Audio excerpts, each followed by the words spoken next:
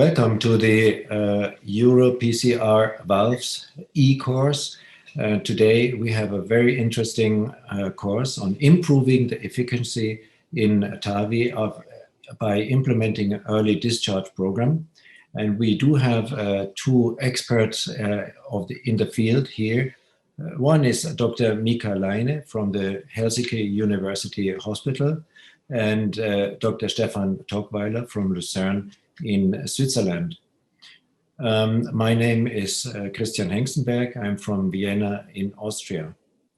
So our objectives today are to understand the benefits and limitations of early discharge.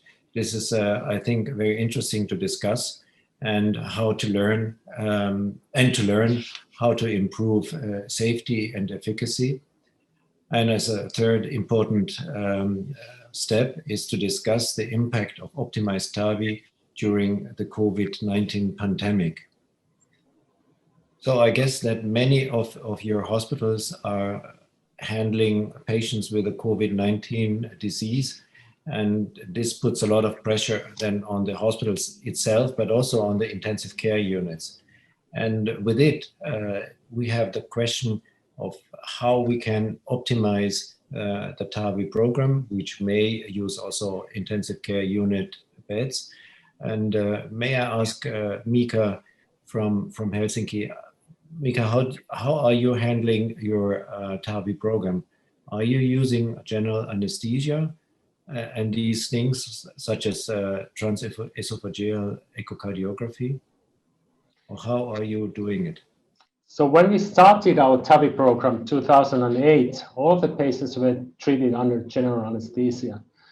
But gradually we have been streamlining our procedure, and we started with implementing percutaneous closing techniques, puncture under ultrasound control, and thereby we were able to switch to local anesthesia only. Nowadays, we treat all of our transfemoral patients under local anesthesia without transesophageal echo, and this has made our procedures much faster. The average procedure time is 25 minutes, and the minimum time has been 19 minutes. Oh, that's great. That's great. Yeah, I think it's very similar to PCI procedure in terms of time we spend on it. Okay. And Stefan in Lucerne, how are you going? How are you doing things? Yeah, so we did have a situation 1 year ago before the COVID pandemic where we already had a reduction in ICU capacity and anesthesia capacity. So at that time, we decided to perform TAVI without anesthesia in the room and without using ICU or intermediate care to look after the patient after TAVI. So what we now do is we have one nurse, and it's really just the cath lab nurse, and she's administering fentanyl usually. So there is almost no sedation, just some analgesia. And of course, we're using local anesthesia. And in fact, this works really well for us. So the patient is usually more stable, more still than if the patient has sedation and then falls asleep and wakes up again. And we have now treated, I think, more than 120 patients with this lean TAVI protocol, and it works really well. And of course, now with the COVID pandemic, it helps because we have a shortage in anesthesia because they have to help out on ICU. And of course, we have a shortage in ICU as well. So this really helps now. So one of the points that we want to address is early discharge. So one of the questions that I would have now for you is, what is early to you? Is this sort of next discharge, or is it 2 or 3 or 5 days? I don't know. What is your experience? Maybe Stefan, you want to comment? Sure. I mean, I think we all know it depends a lot on the country. I think it depends a lot on the mindset of the patient. If the patient knows in advance that they're probably going to go home 1 or 2 days after the procedure, and the patient is happy to go home. Also, it depends, to be honest, on the reimbursement situation. So in some countries, you actually get a penalty for discharging early, so there is no incentive. I think we usually try to keep the patient 1 day after TAVI and then discharge the next day, because the patient can ambulate. There is also transthoracic echocardiogram, and we watch the conduction system, of course, and then the patient can go home the next day in the morning. Of course, next day discharge, if the patient wants, if he is really fit and otherwise healthy, and if there are no conduction disorders and if there are no kidney problems, I also think it's very safe, and there are publications showing that this is safe as well. And Mika, in Finland, same? In Helsinki, we have developed this fast track protocol, and all of our transfemoral elective patients are candidates for the next day discharge. The oldest patient that went home next day was 92. So I think there is no kind of limit, and I personally think that the elderly patients benefit even more about the short length of hospital stay, because the longer they stay in bed, the kind of more difficult for them it gets to get up and recover. Yeah. The important thing is, of course, to do proper pre-work on CT, coronary angiogram, and to understand the anatomy of the aortic root and access routes. The patient comes in at the same day procedure. Of course, we do all these procedures under local anesthesia, and all of these patients, if there's no bleeding event or any vascular complications, are candidates for next day discharge. We check transthoracic echo the day after the procedure, and if there are no complications, patients are normally discharged day after the procedure. And it's also, I think, the same experience that that Stefan made. And Stefan had the lean TAVI program.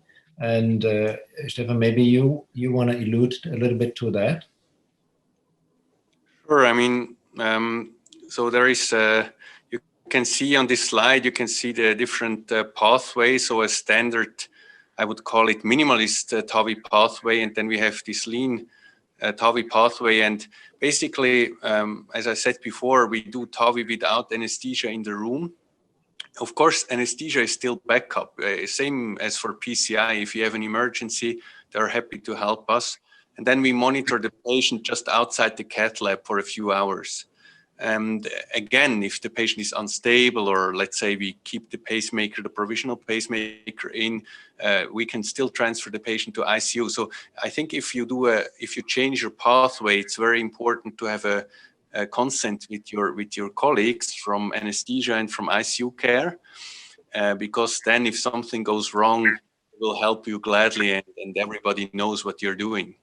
So basically, what this also enables, it enables same-day admission, because there is no anesthesia, no anesthetist who has to see the patients. And you can also save a lot of money. We have done some preliminary analysis, and our procedural costs have been reduced by about 30% with this protocol. Basically, also what we minimize is patient transport routes and patient waiting time. And you can see that on the next slide, where I visualized patient transport with the standard TAVI pathway, how it is done in our hospital. Of course, every hospital is different here. But basically, what we had before, the patient was admitted in the morning before the procedure and was pretty much just waiting on the ward and maybe reading the newspapers or solving Sudokus or something like that. And there was not much going on. So there was a lot of waiting, and there is also a lot of transport. So the patient is brought down to second floor, and then brought down again up, and then again to second floor, and then to ICU, which is on first floor, and so on and so forth. And of course, all this transport and this waiting is lean in the lean management, this is waste, and you want to minimize this waste. And in fact, this lean TAVI pathway has been extremely successful in our institution, and now we could not go back anymore. I see. I mean, it does make a lot of sense, and I think you have also data with you. Yeah, just the first 50. Yeah. I think this is more to show it's only 50 patients. I compared to the last 50 patients with the standard TAVI pathway. It's we also can see that the median duration of hospitalization went from 4 to 3 days, which I think is quite nice. But the results, of course, this is a small number of patients, but it's important to if you change something like that, to track, to monitor your results. I think we are the first clinic in Switzerland that has a protocol like that. And so I think it's important to make sure that patient safety is still 100%.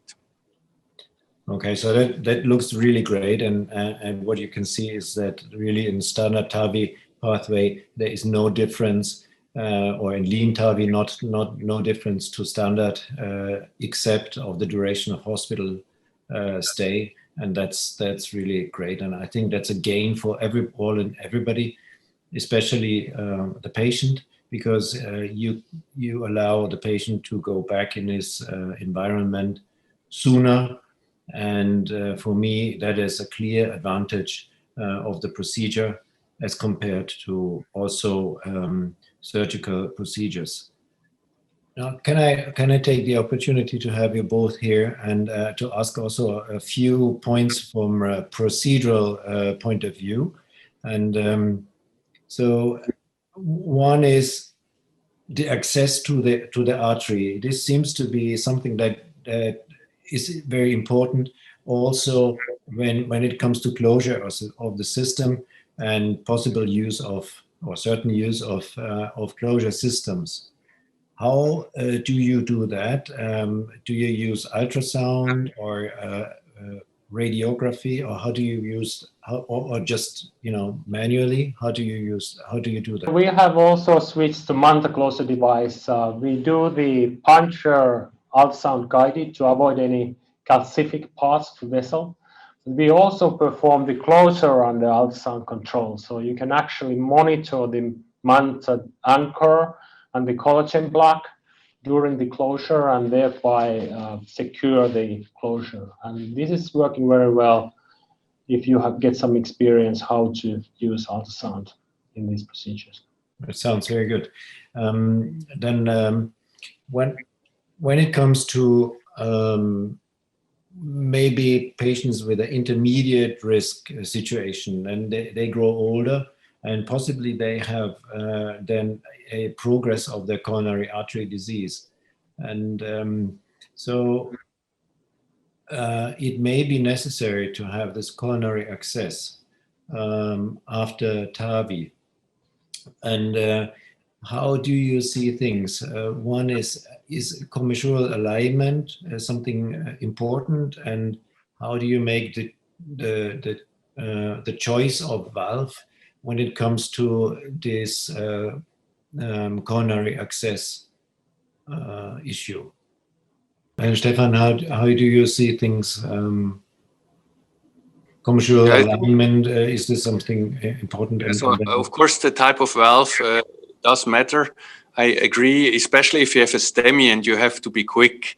And then sometimes it can be challenging to get access as quick as you want. There is also a study investigating this, I think, or even 2 studies at the moment, looking at door-to-balloon times of different valve types, and we will have some answers shortly, hopefully. I think overall, though, if I look at our data, the number of PCI and especially the number of STEMI is really low. So these patients, they're older, they often have calcification, which is sort of an indicator of stable coronary artery disease. And the STEMIs are really rare. So we only had a handful of cases since we started the program in 2009. And non-STEMIs are more frequent, and of course angina is more frequent, but still I feel that it's not something that we see very often now. But of course now, once we're talking about treating 70-year-old, otherwise healthy patients that may have coronary artery disease, it may become more frequent. So I think, yes, it is an important topic. I also think that we can get access. The question is just how fast we can get access, and if we can get selective access in every patient. With this having said, we are happy to that we could bring some points to you where the efficacy of TAVI by implementing an early discharge program might be helpful also to you.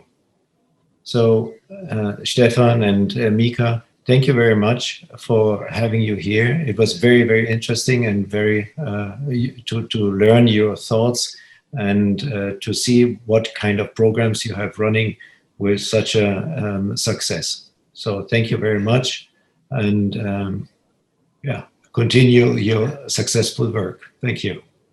Thank you.